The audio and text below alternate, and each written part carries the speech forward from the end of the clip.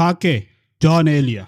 ये एथेंस है, यूनान का काबिल एहतराम शहर एथेंस। हम चौक में एक उलझे हुए बालों वाले गलीम पोश बूढ़े को देखते हैं जिसे ना अपने लिबास का होश है और ना अपने बुरे भले का ख्याल। वो शहर के ज़हीन नौजवानों की एक जमात के दरमियान बहस व गुफ्तगू में मसरूफ़ है। ये लोग जानते हैं कि हुस्न क्या है और हकीकत किसे कहते हैं। ये गुफ्तगू बहुत दिन से जारी है। शहर के दो ज़हीन तरीन नौजवान ज़ेनोफोन और अफलातून सर झुकाए हुए ज़ेर बहस मसले पर गौर कर रहे हैं। आओ पहले लफ्ज़ों के मानी तय कर लें। सोचना यह है कि सदाकत से हमारी क्या मुराद है। और ये शहरों का शहर बगदाद है। जवां साल दानश्वर और नामवर वज़ीर आज़म जाफ़र बरमकी वक्त के सबसे बड़े फ़लसफ़ी निज़ाम से अरस्तू के फ़लसफ़े पर बहस कर रहा है। निज़ाम को अरस्तू के नज़रियात से शदीद इख्तिलाफ है। वो कहता है कि मैंने अरस्तू की किताब पर तनकीद की है जो आपकी नज़र से गुजरेगी।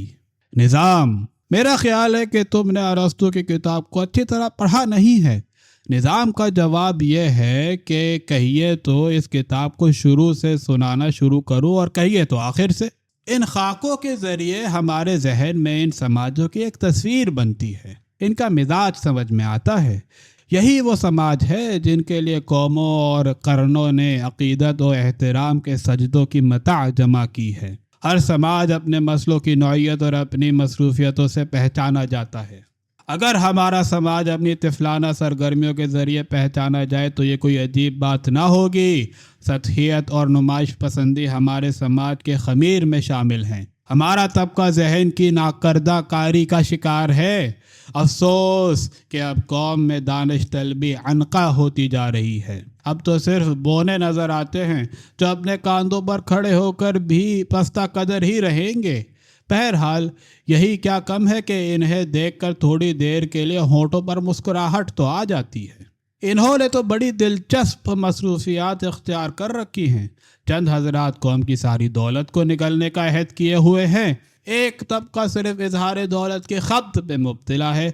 कुछ बुजुर्ग दूसरों के जराइम को सही साबित करने के लिए मुक़द्दस किताबों के हवाले तलाश करने में लगे हुए हैं।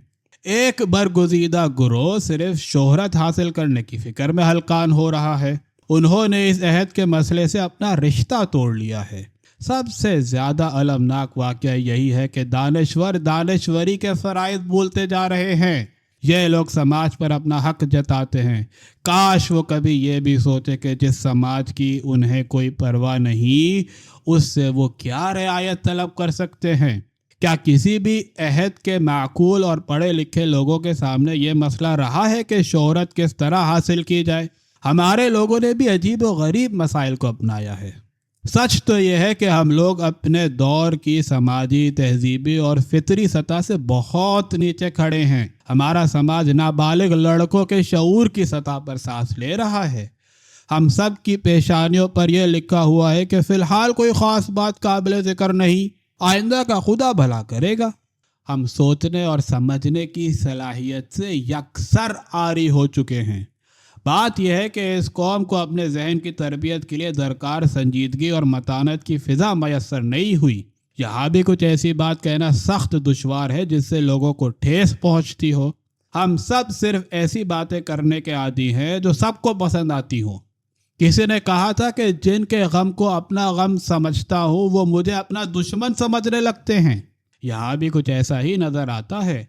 लोगों को उनके असल मसाइल की तरफ मुतवज्जा किया जाए तो उन्हें गुस्सा आ जाता है।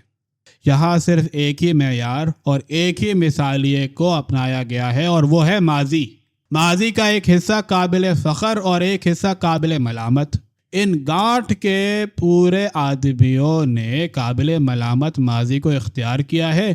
मालूम नहीं कि लोग अपने आबाओ अजदाद की ज़िंदगी कब तक बसर करेंगे। अगर कौमें अपने आप से खुलूस बरतने लगे तो उन्हें मालूम होगा कि तारीख़ कितनी मेहरबान है। बुनियादी बात यह है कि हम ज़िंदगी के बारे में कोई संजीदा नुक्ता नज़र नहीं रखते।